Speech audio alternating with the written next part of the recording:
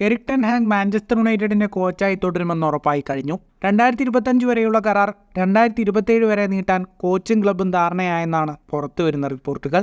കഴിഞ്ഞ സീസണിലെ മോശം പ്രകടനത്തിന് പിന്നാലെ എറിക്കിനെ പുറത്താക്കുമെന്നായിരുന്നു ആദ്യ സൂചനകൾ.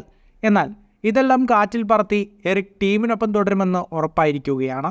ഇതിനിടെ 2 വർഷ കരാർ പുതുക്കാൻ എറിക് ക്ലബ് മാനേജ്മെന്റിന് മുന്നിൽ 3 ഡിമാൻഡുകൾ വെച്ചിട്ടുണ്ടെന്ന് ദി സൺ റിപ്പോർട്ട് ചെയ്യുന്നു.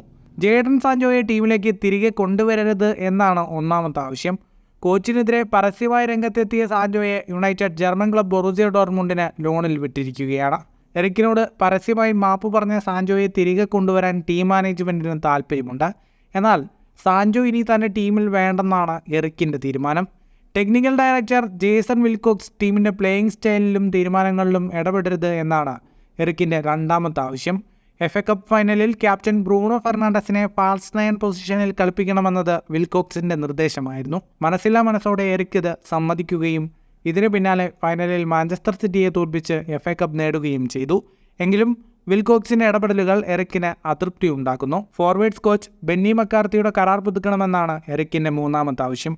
ഫുട്ബോൾ ലോകത്തെ കൂടുതൽ വാർത്തകൾക്കും വിശേഷങ്ങൾക്കുമായി സ്പോർട്സ് കഫേ ഇപ്പോൾ തന്നെ സബ്സ്ക്രൈബ് ചെയ്യുക.